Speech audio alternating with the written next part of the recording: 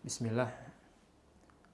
Alhamdulillahi wahdahu wassalatu wassalamu ala man la nabiyya ba'dah. Asyhadu an la ilaha illallah wahdahu la syarikalah wa asyhadu anna Muhammadan abduhu wa rasuluh sallallahu alaihi wa alihi wa ashabihi wa man sara ala nahjih wa tamassaka bi sunnatihi wa tada bi hadihi wa sallama tasliman jazila ma ba'du. Ikhwatal kiram, azanallahu wa iyyakum jami'an. Sampai kita pada hadis ke-6 dari hadis Arba'in An-Nawawi yang dimuat oleh Imam Yahya bin Sharaf An-Nawawi rahimahullahu ta'ala. Dan hadis yang ke-6 ini hadis yang agung sekali berkaitan dengan halal dan haram, berkaitan dengan penjagaan terhadap kebersihan hati yang tentunya ini adalah hati adalah raja bagi jasad, yang baik dan buruknya bergantung bagaimana baik dan buruknya hati. Imam An-Nawawi mengatakan an Abi Abdullah An-Nu'man bin Bashir radhiyallahu an qala sami'tu Rasulullah sallallahu alaihi wasallam yaqul innal halal bayyin wa innal harama bayyin wa bainahuma umurun mushtabihat la ya'lamuhunna katsirun minan nas faman ittaqa syubhati faqad istabara'a li dinihi wa irdihi wa man waqa'a fi syubhati waqa'a fil haram karra'i yar'a hawla al-hima yushiku ay yarta'a fihi ala wa inna likulli malikin hima wa ala wa inna himallahi maharimuh. Ya, Rasulullah sallallahu alaihi wasallam bersabda, sesungguhnya perkara yang halal itu jelas dan perkara yang haram itu pun jelas. Dan di antara kedua hal ini, halal dan haram, ada urusan, ada perkara-perkara yang samar, yang tidak diketahui oleh kebanyakan manusia. Siapa yang menjaga dirinya dari hal yang syubhat ini, dari hal yang samar ini, maka dia telah menjaga dirinya dari, dia telah membersihkan, menyelamatkan agama dan kehormatannya. Dan siapa yang sengaja menjatuhkan dirinya dalam perkara yang samar ini, dalam perkara yang syubhat ini, maka dia telah menjatuhkan dirinya dalam perkara yang haram. Seperti seorang pengembala yang mengembalakan ternaknya di sekitar tanah larangan, maka sangat dikhawatirkan dia masuk dalam wilayah larangan tersebut. Dan ketahuilah bahwasanya setiap raja memiliki wilayah larangan, dan wilayah larangan Allah adalah apa yang diharamkannya. Rasulullah SAW melanjutkan, ala wa inna fil jasadi mudghah. Ketahuilah bahwasanya di dalam setiap jasad ada mudghah, segumpal daging. Iza salahat salahal jasadu kulluh. Jika mudghah ini baik, maka baiklah jasad itu seluruhnya. Wa iza fasadat fasadal jasadu kulluh.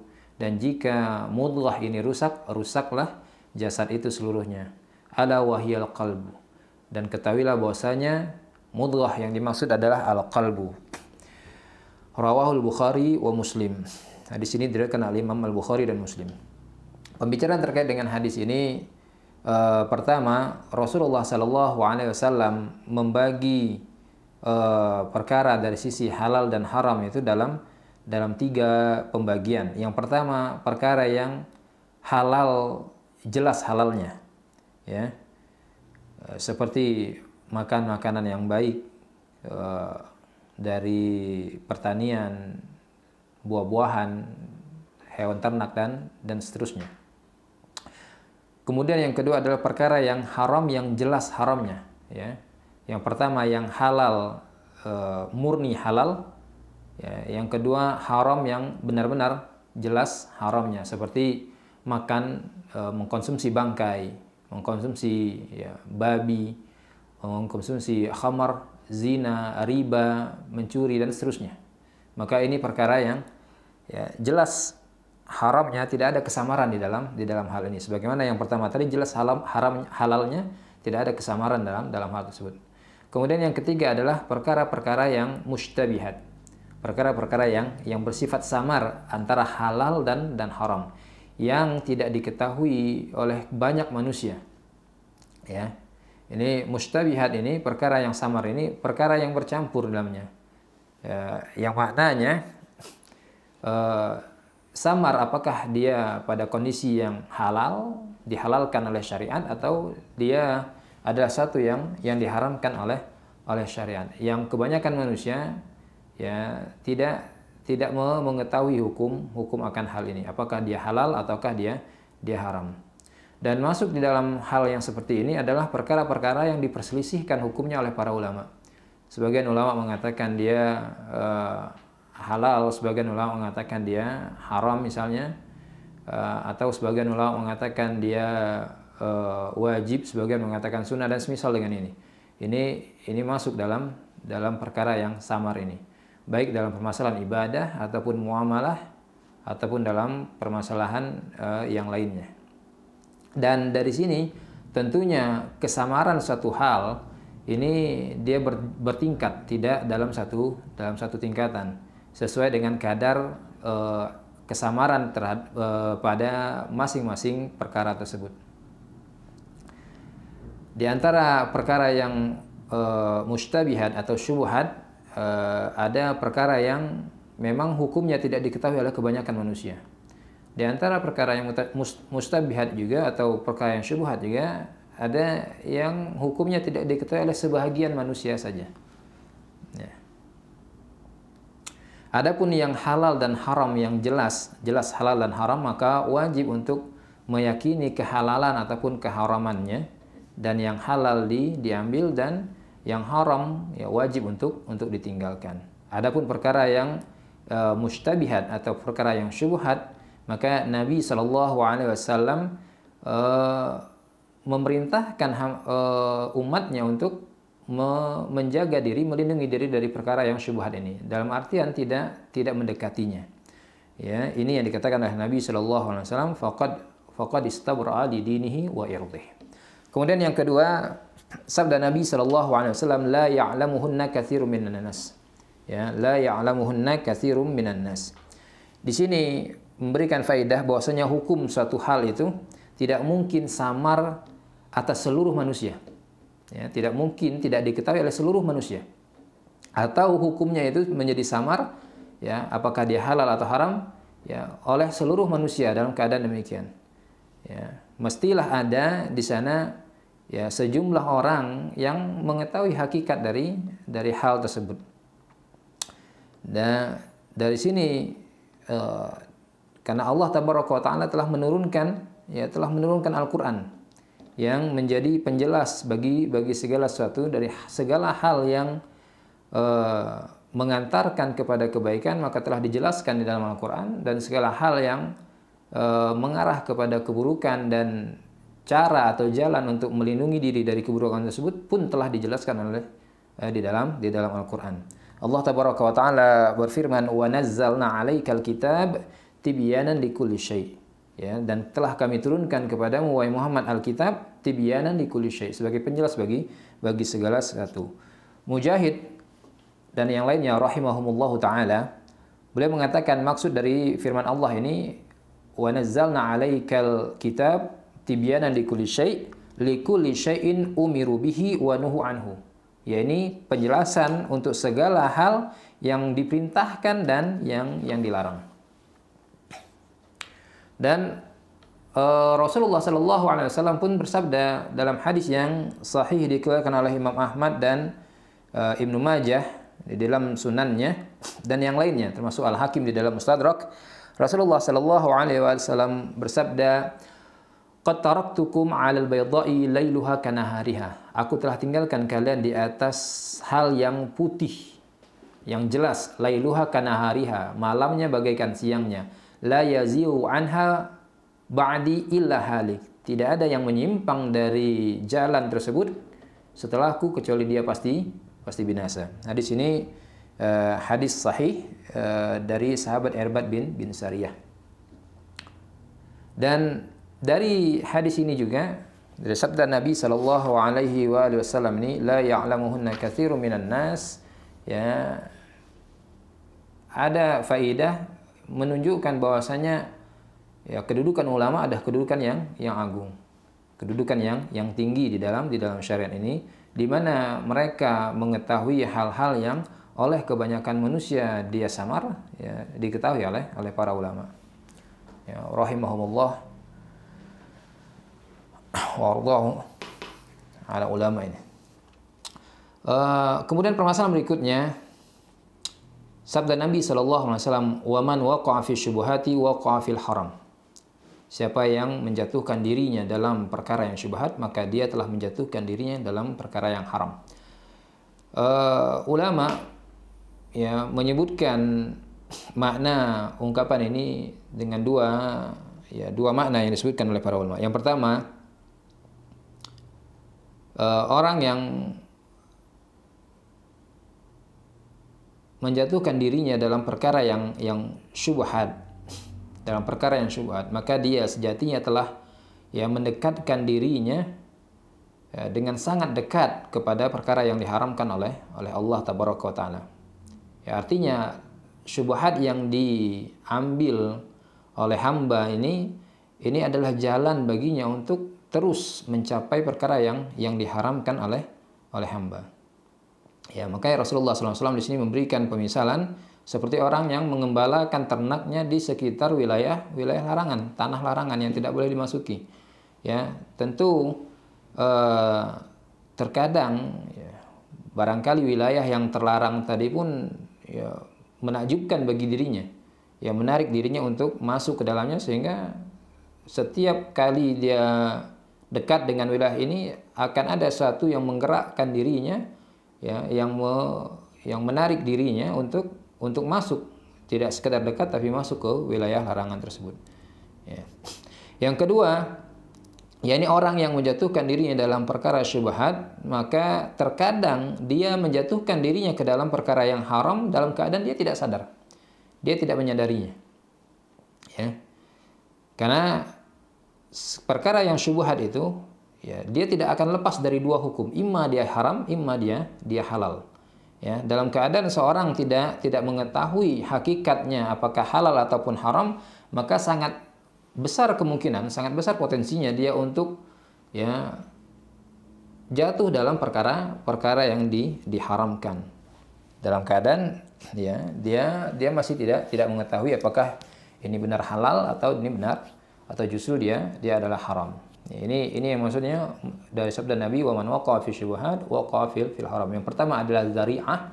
Ini adalah langkahnya untuk sangat dekat kepada perkara yang haram. Yang kedua, ya dengan kesamaran perkara tadi, apakah dia halal ataukah haram, ya tanpa disadari, ya, bisa jadi seorang hamba yang menjatuhkan diri dalam perkara yang haram itu telah ya menjatuhkan dirinya dalam perkara yang diharamkan oleh Allah Tabaraka wa Ta'ala. Kemudian permasalahan berikutnya dari hadis ini, ya wajib bagi setiap manusia ketika mendapati suatu perkara yang samar hukumnya, ya, perkara yang mustabihat ini, perkara yang syubhat ini, wajib bagi setiap manusia dalam keadaan demikian untuk melindungi dirinya dari perkara yang ya mustabihat ini, yang syubhat ini. Ya. Dan buah dari sikap demikian ini menjaga diri, ya melindungi diri dari perkara yang syubhat ini, buahnya adalah ya menyelamatkan agama dan kehormatannya. Makanya Nabi SAW mengatakan faqad istabara'a li dinihi wa irdih. Ya. Dari sisi menjaga agama, karena jatuhnya seorang dalam perkara syubhat dalam keadaan ya dia tidak mengetahui apakah perkara tadi halal atau haram, maka tentu ini telah menyelamatkan dirinya dari kemungkinan untuk jatuh dalam perkara yang haram. Karena sekali lagi perkara yang syubhat dia tidak akan mungkin keluar dari hukum imma dia haram, imma dia halal. Hanya dalam keadaan ini ya sang hamba ya samar baginya hukum ini apakah halal atau haram, sehingga ini yang disebut dengan syubhat tadi. Jika seorang hamba benar menjaga dirinya dari setiap perkara yang syubhat, ketika perkara yang syubhat ini sejatinya haram, maka dia tidak jatuh dalam perkara yang haram. Ini ya maksud dari menjaga agama. Adapun menjaga kehormatannya, maka ya kehormatan ini terkait dengan pujian dan celaan terhadap seorang manusia. Ya. Ya, dengan artian di sini seorang yang menjaga dirinya dari perkara syubhat, apalagi perkara syubhat ini ya syubhat bagi kebanyakan manusia. Ya, syubhat bagi kebanyakan manusia. Ya, bahkan ya manusia pun khilaf di dalamnya, sebagian memandangnya halal, sebagian memandangnya haram, atau mungkin banyak yang memandangnya haram. Nah, ketika seorang menjaga dirinya tidak mengambil perkara-perkara yang syubhat ini, maka ya dia akan selamat dari cibiran, dari pandangan-pandangan miring manusia-manusia di sekitarnya. Karena ketika seorang mengambil perkara yang syubhat di saat manusia pun memandangnya syubhat, apalagi ada di sana atau banyak di sana, ya bahkan banyak yang memandangnya ini lebih dekat kepada yang haram, ketika seorang mengambil perkara syubhat tadi, maka orang akan ya manusia yang memandang ini dekat kepada yang haram akan membicarakannya bahwasanya orang ini telah sengaja mengambil perkara yang atau ya mengambil atau melakukan perkara yang diharamkan oleh syariat. Tentunya di sini dia akan menjadi seorang hamba yang ya diperbincangkan, dicela oleh manusia. Di sini dari sisi menjaga kehormatannya. Sehingga ketika hamba menjauhkan diri dari perkara yang syubhat, orang pun akan tidak membicarakan buruk terkait dirinya dalam permasalahan ini. Ikhwatal kiram, azanallahu wa iyyakum jami'an. Mengambil perkara syubhat yang dimana perkara tadi syubhat bagi dirinya, terlepas manusia kebanyakan memandangnya sebagai perkara yang syubhat atau perkara yang jelas halal ataupun bahkan perkara yang jelas haram, ya sejatinya ketika seorang ya samar baginya akan suatu hal, lalu dia dengan sengaja mengambilnya, maka ini sejatinya dia telah melakukan sesuatu yang dilarang oleh syariat. Ya. Dia telah melakukan sesuatu yang dilarang oleh syariat.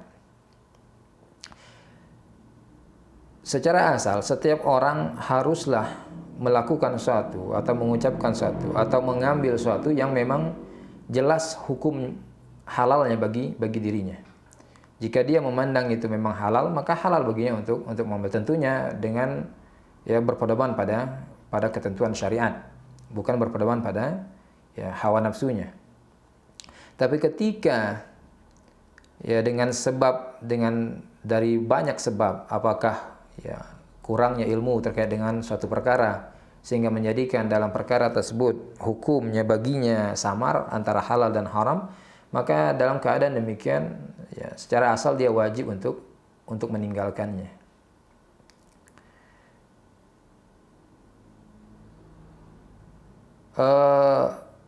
Di dalam hadis yang diriwayatkan oleh Nu'man bin Bashir juga, yang diriwayatkan oleh Imam Al-Bukhari, Rasulullah sallallahu alaihi wasallam bersabda, "Faman taraka ma syubbiha alaihi minal ismi." Ya, siapa yang meninggalkan perkara yang syubhat baginya dari perkara dosa, kana limastabana atruk, ya. Siapa yang meninggalkan perkara yang syubhat yang samar bagi dirinya, maka orang ini untuk perkara yang jelas itu haram, dia pun akan pasti ya lebih dalam menjaga dirinya dari perkara tersebut. Ya, dari sini ini memberikan isyarat kepada apa yang disebutkan tadi. Orang yang bermudah-mudahan dalam perkara yang baginya itu syubhat, maka orang ini tidak selamat dari jatuh dalam perkara yang haram. Secara perlahan dia akan ya dengan mudah juga untuk mengambil perkara yang haram.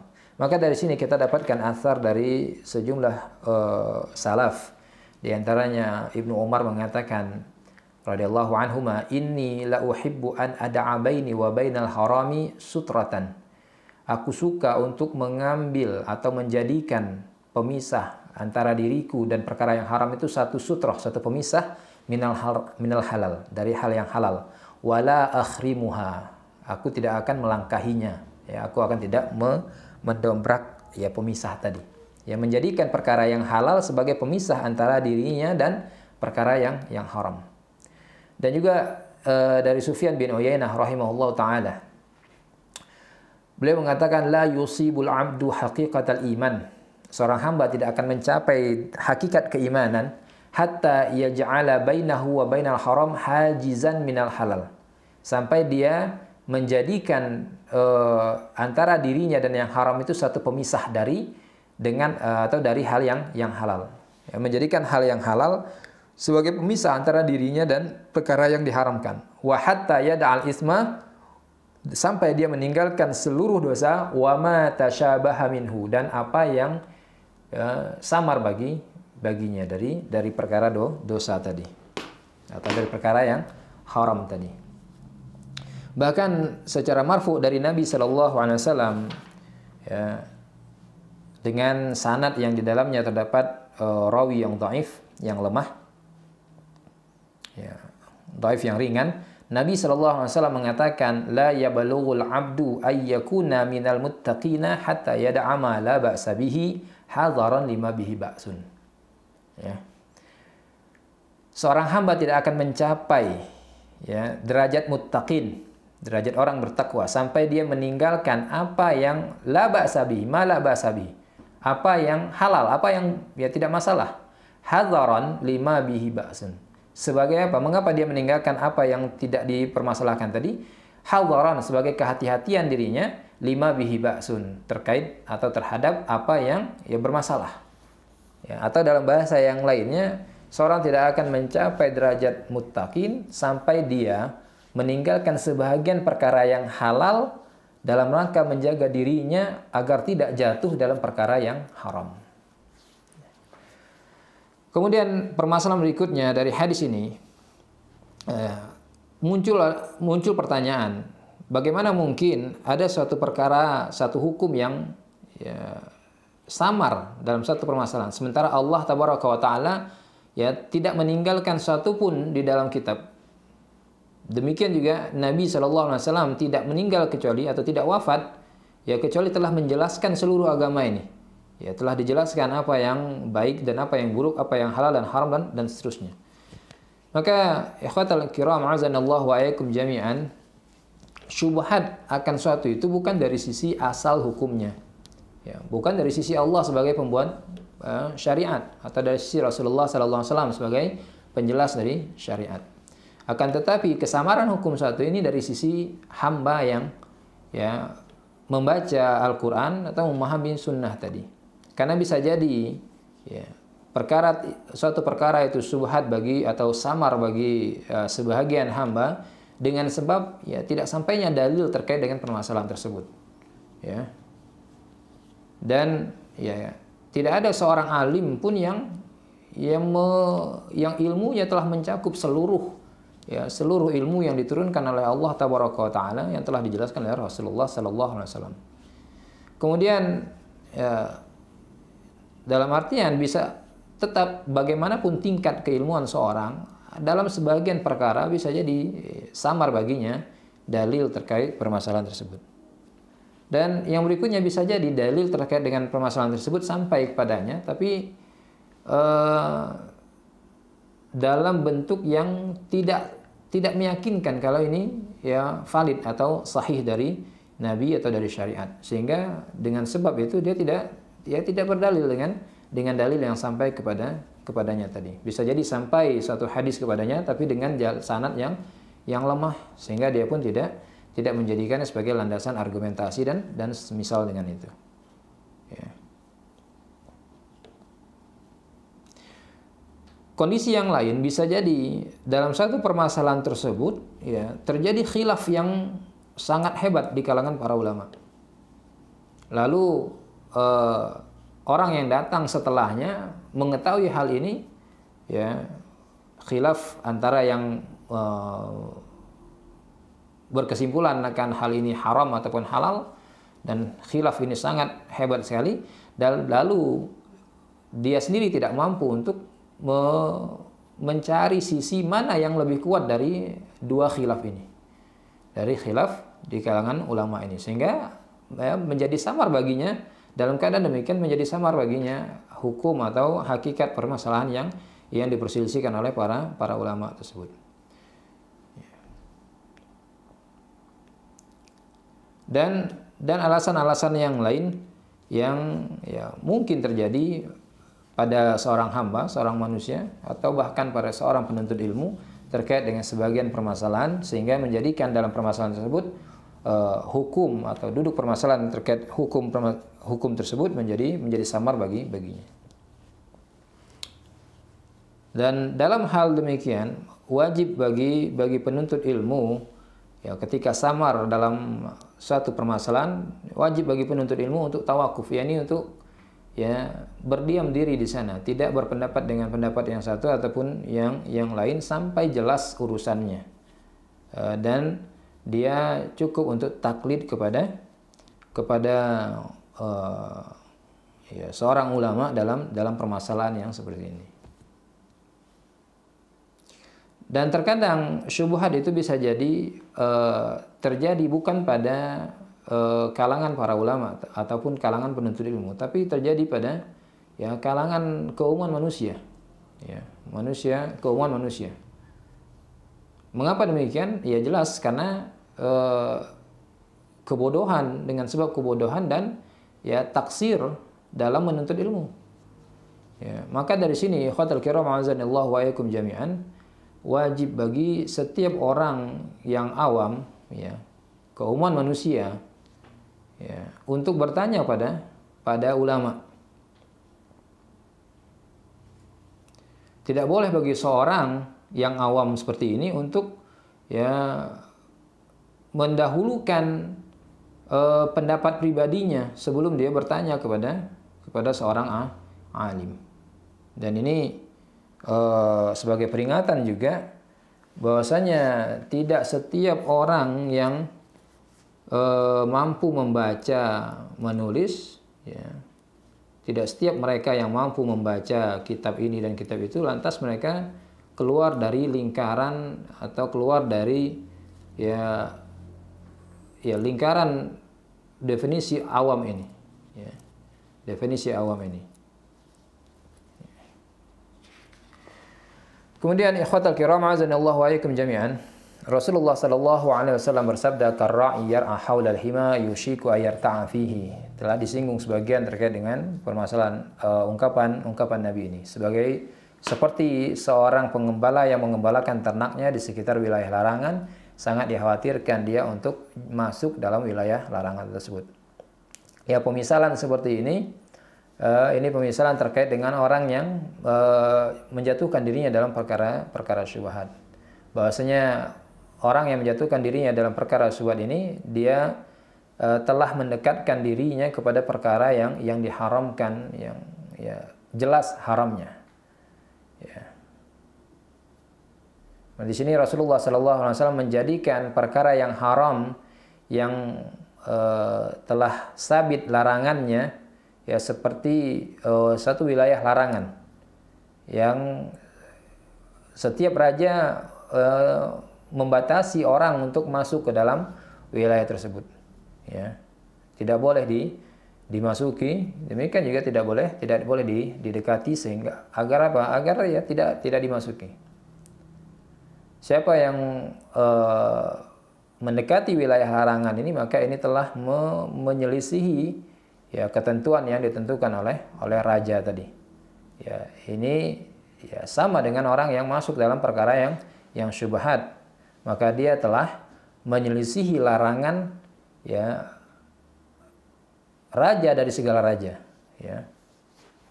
Perkara wilayah larangan Allah adalah perkara yang haram tadi. Allah tabaraka wa taala berfirman, tilka hududallahi fala taqrabuha. Itulah batasan-batasan Allah, maka jangan kalian dekati. Jangan dekati perkara batasan-batasan Allah tadi. Di sini ada semangat Rasulullah SAW untuk memudahkan pemahaman para sahabat dengan memberikan pemisalan-pemisalan. Dan contoh yang semisal ini dalam Al-Quran dan Sunnah sangat banyak.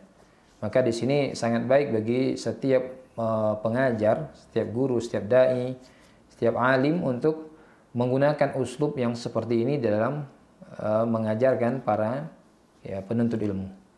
Kemudian Rasulullah SAW bersabda, "Ala wa inna fil jasadi mudghah." Dan seterusnya. Ketahuilah di dalam jasad ada mudghah dan seterusnya. Di sini ada dalil akan pentingnya untuk memperhatikan kondisi hati, qalbu. Ya. Dalam bahasa kita sering diterjemahkan hati. Ya. Bahwasanya jika baik qalbu ini, ya, maka dampak atau indikasi baiknya akan tampak pada jawari, pada anggota badan, pada setiap perbuatan dari anggota badannya. Karena qalbu ini adalah raja bagi seluruh jasad. Ya, jika baik rajanya, maka jasadnya pun akan tampak baik, dan kebalikannya pun berlaku kebalikan. Jika rajanya buruk, maka jasadnya pun akan tampak buruk. Ya. Dan setiap hati, kapanpun hati ini bersih, ya, hati yang salim, ya, hati yang penuh dengan kecintaan Allah, dan hati yang penuh dengan, ya, mencintai apa yang dicintai oleh Allah Tabaraka wa Ta'ala, maka dia akan tampak pada perbuatan anggota badan. Ya. Dan jika, ya, buruk hati ini, qalbu ini, ya, maka akan rusak pula amal dari anggota badan. Maka dengan sebab ini wajib bagi setiap muslim untuk memperhatikan kondisi qalbunya. Dan wajib bagi setiap muslim untuk bersemangat dalam memperbaiki kondisi qalbunya. Dan menjaga qalbunya dari perkara-perkara yang dapat merusaknya. Karena keselamatan akhirat dan baiknya, salihnya amal seorang hamba di dunia, ya, dia akan berputar dia akan berporos pada kondisi hati ini, baik ataupun buruk. Maka dari sini, ikhwatal kiram azanallahu wa iyyakum jami'an, ya, para ulama mengatakan a'malul qulub afdalu min a'malul jawarih. Amal hati itu, amal qalbu itu lebih utama daripada amal jawarih. Ya, bahkan Nabi sallallahu alaihi wasallam mengatakan ghina yang hakiki, kekayaan yang hakiki itu adalah kekayaan jiwa. Ya, sebagaimana dalam hadis yang sahih dari Abu Hurairah radhiyallahu an, yang dikeluarkan oleh Imam Al-Bukhari dan Muslim. Rasulullah sallallahu alaihi wasallam mengatakan, "Laisal ghina an kasratil ard."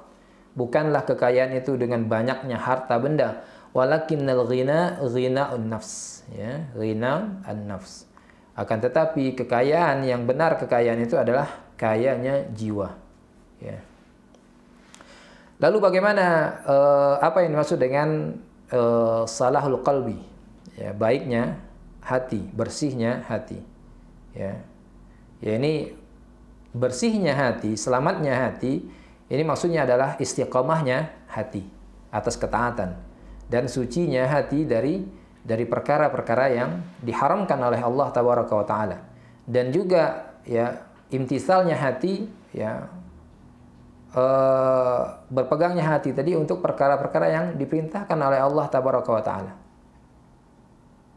Ya, maka untuk mencapai kebaikan hati ini, bersihnya hati seperti ini, ya, dia hanya bisa dicapai dengan mengagungkan Allah. Ya, dia hanya bisa dicapai pertama dengan mengagungkan Allah. Hati yang senantiasa mengagungkan Allah, maka hati yang demikianlah yang dapat mencapai, ya, kebersihan tadi, kesucian hati tadi, keistiqomahan tadi. Adapun sebaliknya, maka berlaku sebaliknya. Dan juga dia dapat dicapai dengan senantiasa memuhasabah, menghisap diri. Ya, menghisap setiap amal yang dilakukan dalam setiap kegiatan sepanjang hidupnya. Dan hati yang demikian dicapai dengan memperbanyak ketaatan kepada Allah Tabaraka wa Ta'ala, dan meninggalkan apa yang dilarang oleh Allah, dan demikian juga menjauhkan diri dari perkara yang syubhat.